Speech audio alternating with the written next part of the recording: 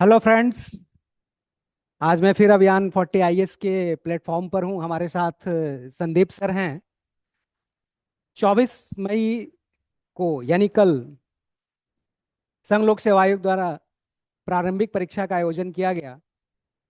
इस प्रश्न को लेकर छात्रों के बीच काफी चर्चा है।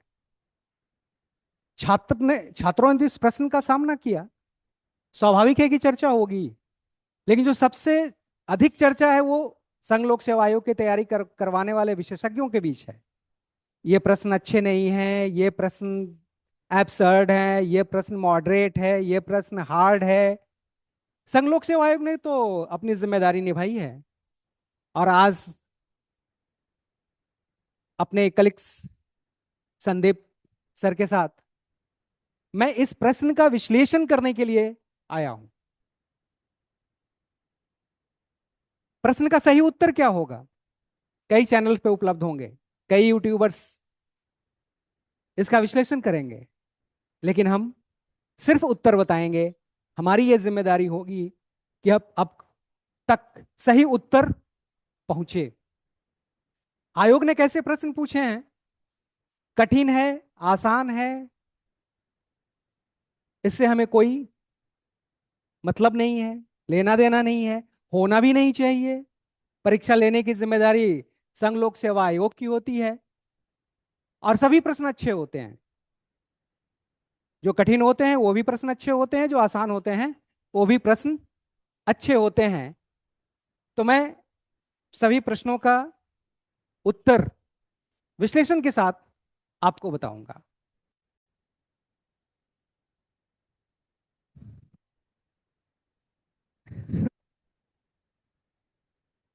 अब स्क्रीन पे आप यूपीएससी के प्रश्न देख रहे होंगे। आइए हम एक एक प्रश्न का विश्लेषण करेंगे और इन प्रश्न का उत्तर क्या होगा वो मैं बताऊंगा। ये उत्तर हमारी एक्सपर्ट टीम के द्वारा तैयार किया गया है। उत्तर सटीक हैं, सही हैं। आप पूरा विश्वास कर सकते हैं हमारे उत्तर पर। पहला प्रश्न इतिहास से। In the Pleistocene period either the Yamuna once flowed into the Indus or the Satluj flow into the Yamuna, and one major tributary of either had shifted from the Ganga to the Indus or vice versa। ये दो नदियों यानी Harappan civilisations के दौरान, Pleistocene के दौर में, ये दोनों नदियां किस प्रकार, सतलज, यमुना और गंगा, एक दूसरे से सिमिलरिटी थी, एक दूसरे के बीच सिमिलरिटी थी। और इसके लिए तीन स्टेटमेंट है: the Nadi Sukta of the Rigveda, the exploration of the Sutlej and the Yamuna by Robert Bruce Foote, the presence of the same species of dolphins in the both Indus and the Ganga rivers. और इस प्रश्न का उत्तर होगा ओनली डी। यानी दोनों नदियों के बीच जो सिमिलरिटी दिखाई गई है वो इसकी एक मुख्य वजह यह है कि गंगा और इंडस दोनों में ही एक ही प्रजाति के डॉल्फिन्स पाई जाती है। जो आमतौर पर गैंगोटिक डॉल्फिन है, ये जिसे भारत का एक्वा, नेशनल एक्वा एनिमल्स का स्टेटस दिया गया है। तो इस प्रश्न का उत्तर होगा डी, यानी ओनली 3। अब इसके बाद हम नेक्स्ट क्वेश्चन की तरफ। Question number 2। Question number 2, what does an empty seat represent in early Buddhist in iconography। और इस प्रश्न का उत्तर यानी ए, यानी the meditation of the Buddha, यानी बुद्ध जब चिंतन की मुद्रा में थे उसके उस दौरान what does the empty seats represent in the early Buddhist iconographies, जिसका उत्तर होगा A, the meditation of Buddha. अब हम नेक्स्ट क्वेश्चन की तरफ बढ़ते हैं। Which of the following pair of ancient and modern name of rivers is are correctly matched? यानी प्राचीन काल में, वर्तमान में भारत बहने वाली नदियों के नाम क्या थे और आज उन नदियों के नाम क्या हैं, और ये मैच करने के लिए कहा गया है, जिसमें बीतस्ता, चेनाब, अस्कनी, झेलम, परुष्णी, रावी और युवावर्ती, ब्यास, इसमें से सिर्फ एक पेयर यानी तीन, परुष्णी, रावी, यानी प्राचीन काल में यह नदी परुष्णी कहलाती थी और आज रावी कहलाती है। और यानी इसका उत्तर होगा सी, यानी ओनली 3। इसका उत्तर ओनली 3 होगा। अब इसके बाद हम नेक्स्ट क्वेश्चन की तरफ, question number 4। Which of the following statement on the Amaravati stupa? Stupa आपको पता है कि बुद्ध के जीवन के अवशेष पर इन स्तूपों का निर्माण किया गया था, and its relief sculpture is are not correct. और इस प्रश्न का उत्तर 1 और 3। आप स्टेटमेंट में देखें 1 और 3 में क्या है। It was located in the lower Krishna valley, यानी कृष्णा नदी के निचले घाटी में यह स्थित है। और जो दूसरा करेक्ट स्टेटमेंट है, the Amravati school of A sculpture made a lasting impact on the later South Indian sculpture and its product we are carried to Sri Lanka and Southeast Asia। ये दो स्टेटमेंट करेक्ट हैं, इसलिए इस प्रश्न का उत्तर क्या होगा? इस प्रश्न का उत्तर 1 और 3 यानी बी। अगर एक्सप्लेनेशन भी अगर आप देखें तो statement 1 is correct. It is located in the Palnadu district of the modern Andhra Pradesh, along the lower Krishna river valley. Statement 2 is incorrect. Statement 3 is correct. The stylistic elements of the Amravati school are significantly influenced locals, overseas, maritime artistic expansion across Sri Lanka and maritime Southeast Asia।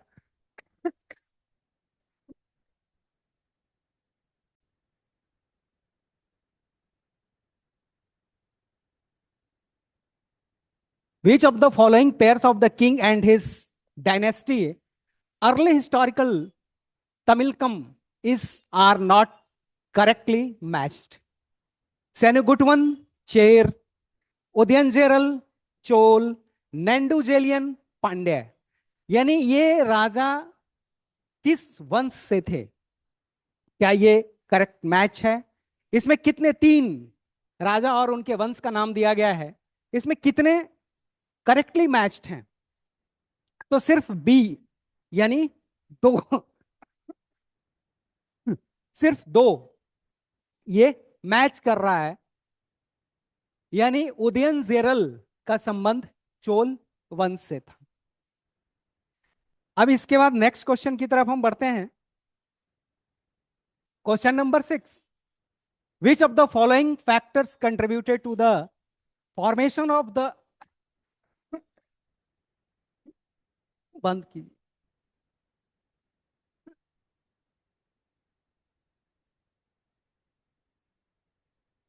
और 6 हम लोग देखेंगे।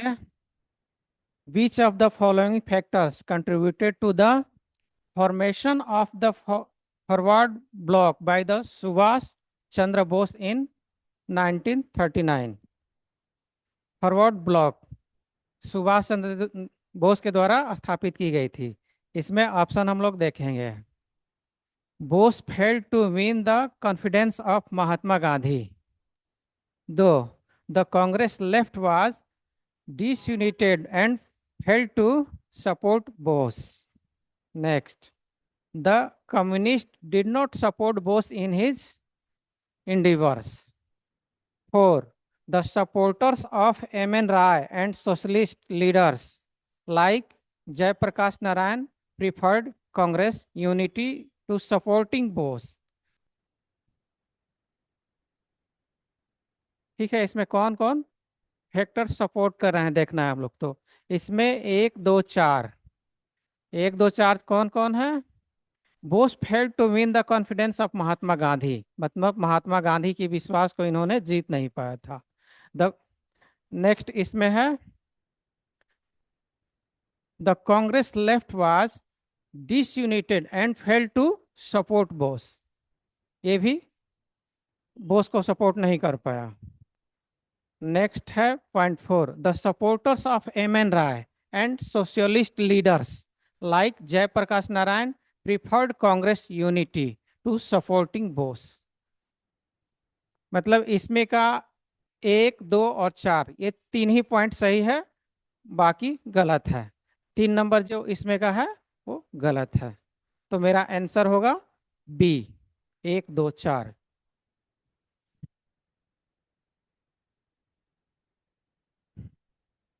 ये answer होगा। Next question,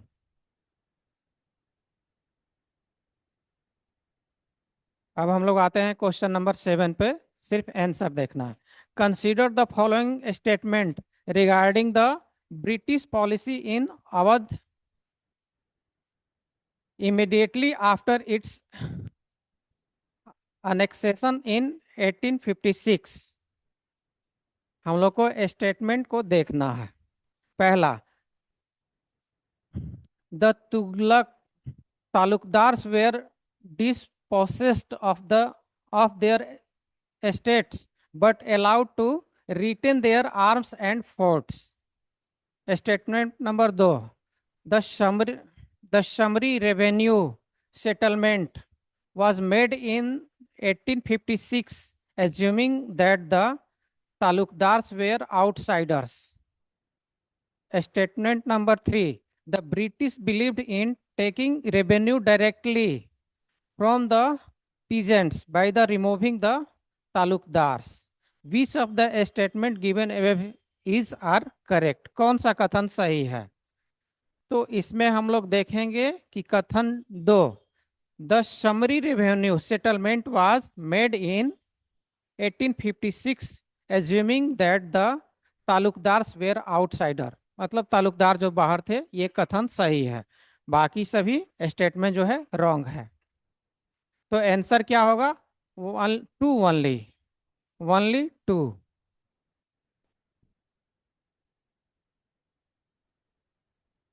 ठीक है, next question पे आते हैं हम लोग।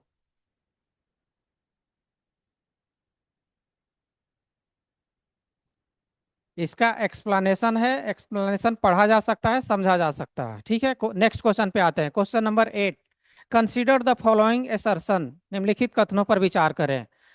The genesis of political alliances based on community lay in the very nature of the Montagu Chelmsford reforms, Chelmsford reform 1919। Which of the following statement supports the above assertion? मतलब निम्नलिखित कथन को कौन कौन इसमें सपोर्ट कर रहा है? Reforms retained and extended the principle of separate electorates। Point number 2, separate electorates were supposed to counter Indian nationalism, which was growing stronger। Point 3, deprived classes rallied around the favors inherited and separate electorates। अब इसमें देखना है कौन कौन सही है। 1 only, 2 and 3 only, 1 and 2 only, और D में है 1 2 3। तीनों सही है कि कौन कौन सही है हम लोग देखेंगे इसमें। तो इसमें एक नंबर है reforms retained and extended the principle of separate electorates, ये कथन सही है। नेक्स्ट जो है Statement 2, separate electorates were supposed to counter Indian nationalism, which was growing stronger. ठीक है, मॉन्टेगू चेम्सफोर्ड जब सुधार आया था तो उस संदर्भ में यही दो स्टेटमेंट सही हैं, बाकी जो थर्ड नंबर है वो गलत है। इसका एक्सप्लेनेशन जो है नीचे दिया हुआ है, इसको पढ़ा जा सकता है, समझा जा सकता है। Next question number 9, Pandit Mallikarjun Mansur, the famous classical singer from Karnataka, represented the, पहला आगरा घराना, ग्वालियर घराना, पटियाला घराना, जयपुर अटरौली घराना।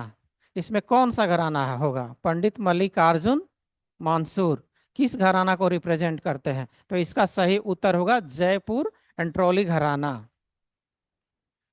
इसका भी एक्सप्लेनेशन दिया गया है, आप लोग स्टडी कर सकते हैं जिनको डीप में स्टडी करना है। बाकी हम लोग अभी सिर्फ आंसर ही देखेंगे। Question number 10, in which one among the following text does the term kshetra पत्नी मिस्ट्रेसेस ऑफ द फील्ड ओरिजिनेट? ठीक है, इसका आंसर क्या होगा? क्वेश्चन को फिर से पढ़ेंगे हम लोग। In which one among the following text does the term kshetra patni mistress of field किसको का ओरिजिनेट कौन है? ठीक है, तो इसका आंसर कौन होगा? ऋग्वेद, ए होगा इसका आंसर। इसका भी एक्सप्लेनेशन यहां दिया हुआ है। The term kshetrapati lord of the field and its feminine architectural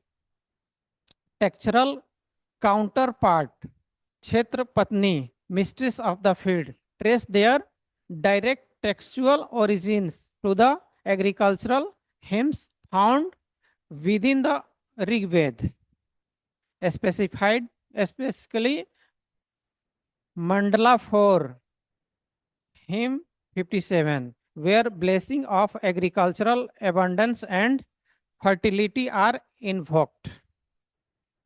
explanation इसका बेहतरीन दिया गया है, लेकिन हम लोग अभी आंसर पे ही केंद्रित रहेंगे। अगला question 11 number, which which one of the following Carnatic music raga is similar to raga Bilawal in Hindustani music? Option A है नट भैरवी, बी है कामवर्धिनी, सी है हनु मातोदी और डी है धीरा शंकर भरणम। इसका सही आंसर यही डी ऑप्शन होगा। ठीक है, और इसका एक्सप्लेनेशन दिया हुआ है। ठीक है, एक्सप्लेनेशन जिनको देखना है देखा जा सकता है। Next question, question number 12, the artificially fixed rupee sterling exchange rate prescribed by the Hilton Young Commission 1926 was adopted by the British government for which one of the following reasons? किस कारण से यह गठन किया गया था? ठीक है, option A adding the flow of remittances from India and maintaining India's credit worthiness. Option B, providing support to Indian importers. C, encouraging export of cotton produce from India. और ऑप्शन डी है preventing depreciation of the rupees in terms of gold। इसमें सही answer क्या होगा? तो answer A होगा adding the flow of remittances from India and maintaining India's credit worthiness।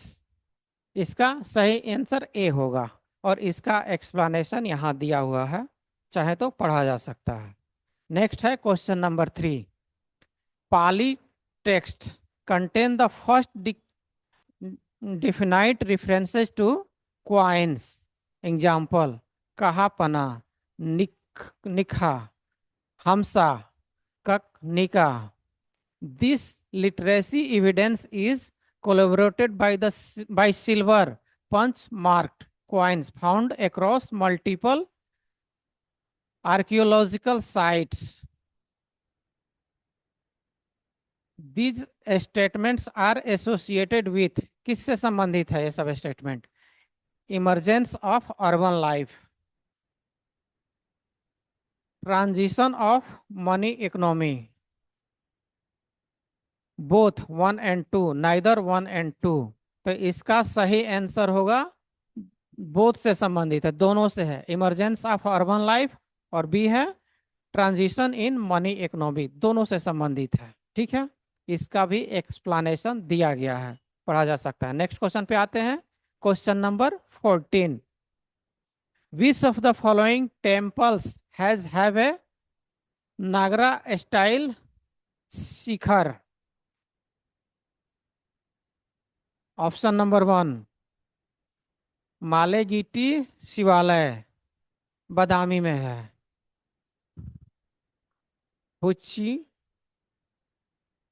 हुच्चीमा लिगुड़ी temple Aihole में है. दशवत्र टेम्पल देवघर में है. विरूपाक्ष टेम्पल पट्टाकल में है. इसमें कौन सही होगा? 1 and 3, 2 and 3, 3 only, 3 and 4. Answer इसमें दो ही सही है, 2 नंबर और 3 नंबर. 2 नंबर है हुचिमाली गुड्डी टेम्पल अहोल में है, और 3 नंबर में है दाशावतरा टेम्पल देवघर में अवस्थित है, देवघर झारखंड में है. इसका भी एक्सप्लेनेशन दिया गया है. ठीक है, नेक्स्ट क्वेश्चन पर हम लोग आते हैं. Question number 15.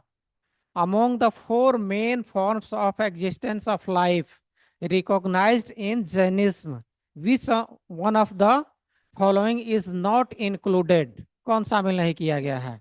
देव गॉड्स, ऑप्शन बी यक्ष देमी गॉड्स, ऑप्शन सी मनुष्य humans, option D tiryancha animals and plants. इसमें कौन सही होगा? तो बी होगा, यक्ष डेमी गॉड्स है. ठीक है ना, ये सही होगा इसमें, बी नंबर. नेक्स्ट क्वेश्चन आते हैं हम लोग. Question number 16. द हाईली सलेसिया painting in the Bagh caves represents, किसको रिप्रेजेंट करता है? A joyous folk and dance, Buddha in the meditative pose, the depiction of Shiva and Parvati on Kailash, Samudra Manthan किसको रिप्रेजेंट करता है? तो इसका आंसर ए होगा, ए जॉयस फोक डांस, एक जॉयस फोक डांस है ये. इसका भी एक्सप्लेनेशन दिया हुआ है. नेक्स्ट क्वेश्चन अब देखते हैं हम लोग. Question number 17. Consider the following statements relating to the use of the place value system in India. Option A, the earliest epigraphic use of the place value system in India is found in the Mankani plates from Gujarat. Option 2, in the 9th century, place value become general in the inscriptions all over India. Option 3, the place value have been found in Sanskrit inscription in Southeast Asia as early as in the 7th century. Which of the statement given above are correct? इसमें कौन सा कथन सही है? 1 and 2 only, 1 and 3 only, 2 and 3 only, 1 to 3 तीनों सही है कि कौन कौन सही है? इसमें हम लोग फिर से देखेंगे ऑप्शन को. ऑप्शन इसमें का तीनों सही है. The earliest epigraphic use of place value system in the India is found in the Manikani plates from Gujarat. एक भी सही है, दो भी सही है, तीनों सही है, इसमें का तीनों ऑप्शन सही है। तो हम लोग क्या मारेंगे? ऑप्शन डी, ऑप्शन इस पे टिक मारेंगे, डी पर, तीनों सही होगा। इसका एक्सप्लेनेशन दिया गया है, इसको देखा जा सकता है। नेक्स्ट नेक्स्ट है question number 18। Consider the following statements about archaeological findings in Harappan towns. Harappa के जो शहर है उसी से संबंधित यह सब है। Option 1, spindle horse are widely found in houses, but spinning hills are absent. Option 2, graduated weights and measurement scales have been discovered. Option 3, houses were built largely with baked bricks around country yards, featuring private wells and bathing platforms. Which of the following inferences can be drawn? Option A, 1 and 2 only, B, 2 and 3 only, C, 1, 2, 3 और D में 1 and 3 only। इसमें कौन कौन सही होंगे? तो हम लोग ऑप्शन देखेंगे। ऑप्शन 1 सही है, ठीक है। Spindle whorls are widely found in houses but spinning wheels are absent, ठीक है। और ऑप्शन बी है graduated weights and measurement scales have been discovered, खोजा गया था। इसका भी एक्सप्लेनेशन यहां दिया हुआ है।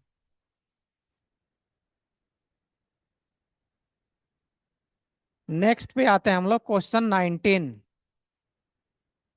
विच one of the following statements about the Eka movement and Bardoli Satyagraha is correct? Option A, the Ekka movement was throughout supported and organized by the Congress, while Bardoli Satyagrah was initially independent. Option B, the Ekka movement was provided leadership by the Talukdars of Awadh, where the Bardoli Satyagrah was a movement of the landless laborers. The Bardoli Satyagrah was a campaign against the enhancement of land revenue, while the Ekka movement was a protest against excessive extraction of rents. D, the Ekka movement was located in the Vanarsi and Mirzapur district of the present day UP, while the Bardoli Satyagrah took place in Saurashtra. कौन कौन सही है? तो इसमें answer होगा सी। सी में क्या है भाई? इसका आंसर ये सी होगा। The Bardoli Satyagraha was a campaign, एक कैंपेन था against the enhancement of land revenue, भूमि की रेवेन्यू बढ़ा दी गई थी उसी के संदर्भ में। While the Eka movement was a protest against excessive extraction of rents. Eka movement excessive extraction of rent से संबंधित था, इसलिए आंसर क्या होगा? सी होगा। इसका भी एक्सप्लेनेशन दिया गया है। नेक्स्ट क्वेश्चन है 20। Consider the following statements about the Rigvedic period. Number 1, irrigation from wells allowed agriculture to expand away from flood plains and scripts on river margins into the present Punjab and Haryana plains, having underground water levels reasonably close to the surface. Option 2, drought animal power was employed to draw up water out of the wells.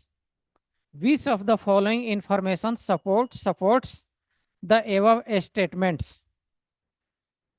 Number 1, there is evidence in the Rig Veda of use of Asma Chakra, a stone fully hill and Ahava strapped wooden pails to draw off water.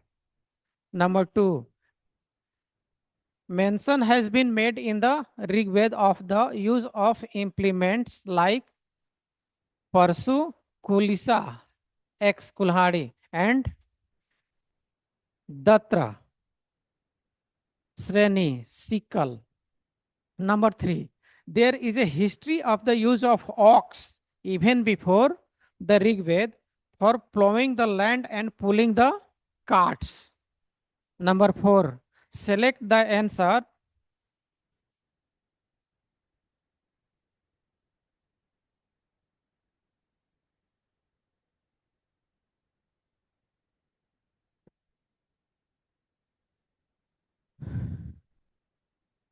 Select the answer using the code given below. इसमें select करना है कौन कौन सही है। तो इसमें हम लोग देखेंगे कौन कौन सही है। इस संदर्भ में number one, irrigation from wells allowed agriculture, number one सही है, नंबर टू भी सही है, और नंबर ये सही है, ये सही है, ये भी सही है। ठीक है ना, इसमें तीनों सही है, तीनों ऑप्शन सही है और इसका एक्सप्लेनेशन दिया हुआ है। ठीक है, हम लोग अगला क्वेश्चन देखेंगे, क्वेश्चन 21। क्वेश्चन नंबर 21, एक volcano volcano Tungurahua volcano which was declared a global geopark by UNESCO in 2025 is situated in which one among the following countries। ये करंट का क्वेश्चन है। इसमें हम लोग चार ऑप्शन में कौन होगा देखेंगे, इक्वेडोर, पेरू, बोलिविया, कोलंबिया। तो इसका सही आंसर होगा इक्वेडोर। ठीक है, और इसका एक्सप्लेनेशन दिया हुआ है। नेक्स्ट क्वेश्चन पर आएंगे हम लोग, question number 22, with reference to Madhav national park which of the following statement is are correct? Number one, it was declared a tiger reserve in India in 2025. Shakya Sagar, a designated Ramsar site in situated within this national park. Number three, its area is shared between Madhya Pradesh and Rajasthan. इसमें कौन सा कथन सही है ये देखना है हम लोग को। तो इसमें कोड है ए 1 ओनली, बी 1 एंड 2, सी 2 3 और डी में ओनली 3। तो इसमें दो ही सही है, एक और दो। ठीक है, it was declared a tiger reserve in India in 2025।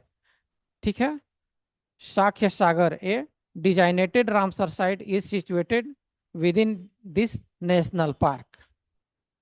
सिर्फ दो ही ऑप्शन सही है और इसका भी एक्सप्लेनेशन दिया हुआ है। क्वेश्चन नंबर 3, क्वेश्चन नंबर 23 देखेंगे आप, with references to the climate of Andaman and Nicobar island which of the following statement is are correct. कौन सा कथन सही है इसमें हम लोग देखेंगे अंडमान और निकोबार द्वीप समूह के संदर्भ में। ठीक है, वहां की जब the climate is defined as a humid tropical coastal climate. Option number 2, it receive rainfalls from both south west and north east monsoon. Option 3, maximum precipitation occurs between December and May.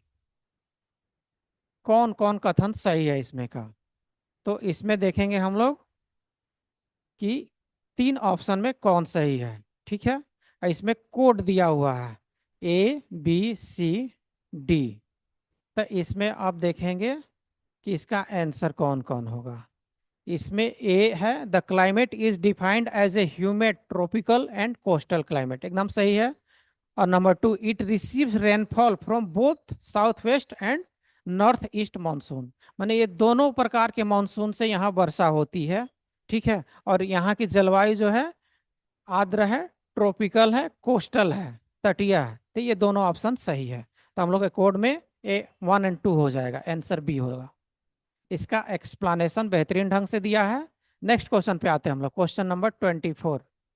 Which of the following geographical features और phenomena is oblique are associated with the peninsula block of India?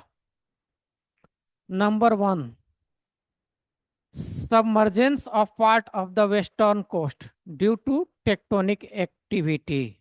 Number 2, presence of residual mountains ranges such as the Velikonda and Mahendragiri hills.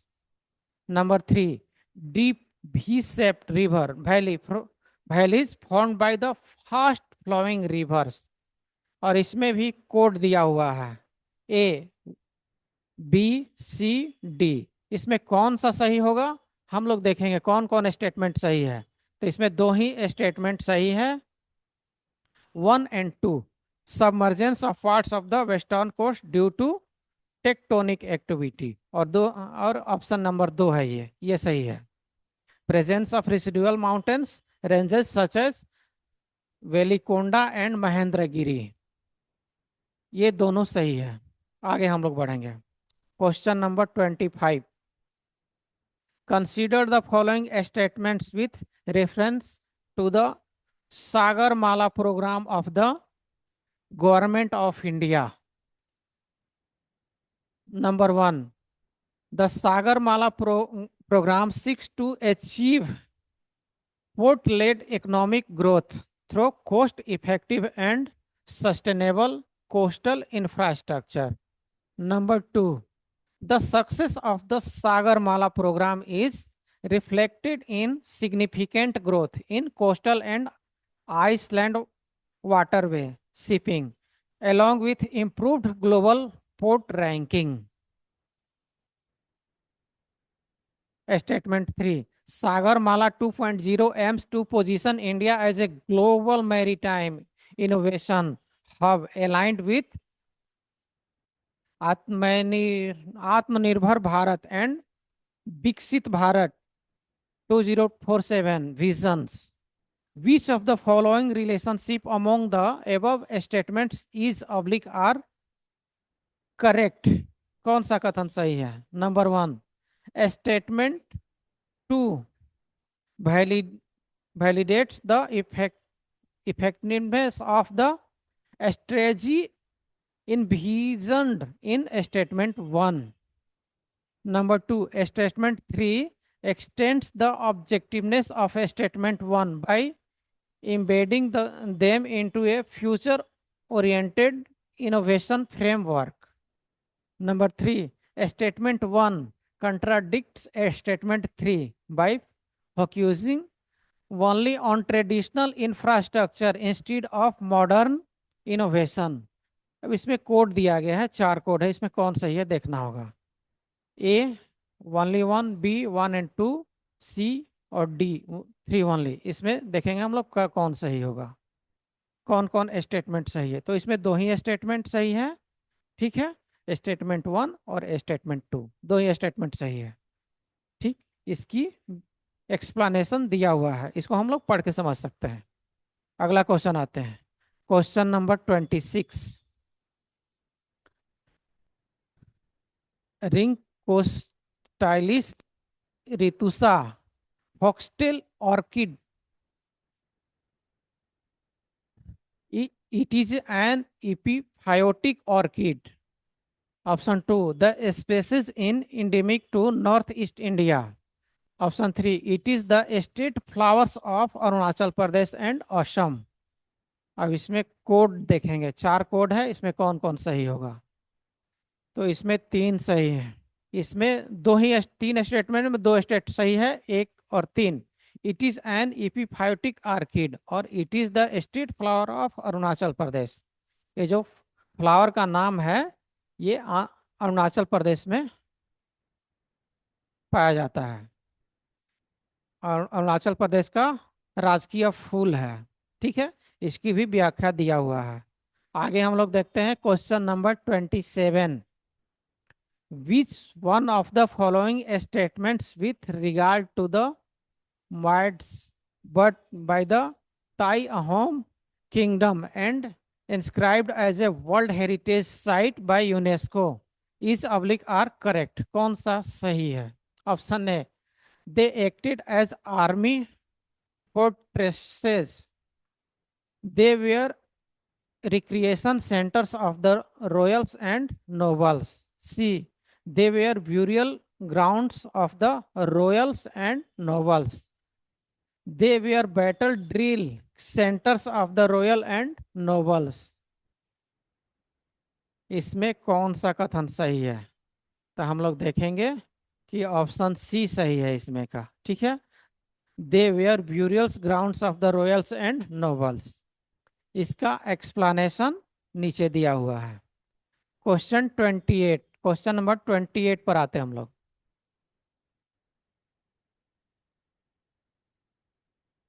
At the United nation ocean reference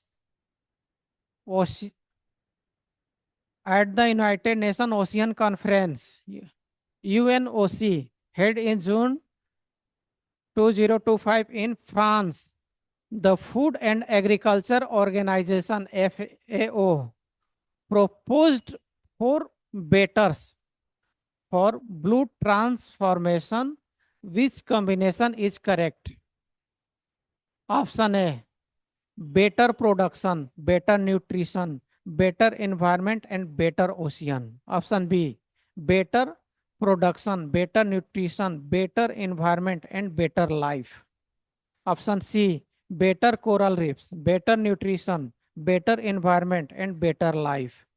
Better estuaries, better nutrition, better environment and better mangrove vegetation. इन चारों में कौन सही है? तो हम लोग देखेंगे कि ऑप्शन बी सही है, better production, better nutrition, better environment and better life. Option B सही होगा इसमें का। नेक्स्ट क्वेश्चन पे आते हैं, question number 29। Which of the following statements with reference to the lake Turkana is are correct? It is the largest desert lake in the world. Point 2. The lake is situated in South Sudan along the eastern fringe of the Sahara Desert. Option 3.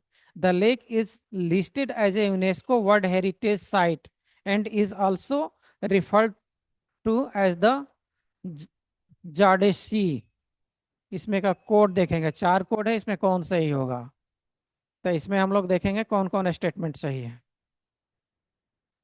इसमें 1 है, it is the largest desert lake in the world, बिल्कुल सही है। Option 2 जो है इसका Sudan, South Sudan along with the eastern fringe, ये गलत है। और option 3, the lake is listed as the UNESCO world heritage, बिल्कुल सही है। And is also referred as the Jade Sea. ठीक है ना, तो 1 और 3 किस में है? देखेंगे हम लोग, बी में है, 1 और 3, ये ऑप्शन बी सही है। आगे आएंगे, question number 30। Which one of the following is the first Plan Vivo certified reducing emission from deforestation and forest degradation REDD plus project in India? Uttarakhand, REDD plus project. B, ICFRE, ICIMOD, transboundary REDD plus project. C, Khasi Hill Community. Option D, Sikkim Memle Kamrang Community REDD plus project। इसमें कौन सा होगा answer, ये देखते हैं हम लोग। तो क्वेश्चन नंबर 30 का आंसर कौन होगा? आंसर सी होगा, ICFRE ICIMOD trans boundary REDD plus project. ठीक है, ये नहीं होगा, इसका आंसर सी होगा, खासी हिल्स कम्युनिटी प्रोजेक्ट। ठीक है, और खासी हिल कम्युनिटी REDD प्लस प्रोजेक्ट के विषय में एक्सप्लेनेशन दिया हुआ है। नेक्स्ट क्वेश्चन हम लोग देखेंगे 31। ठीक है। Consider the following statements with reference to India's response to climate change. Option one, India's long-term low emission development strategy.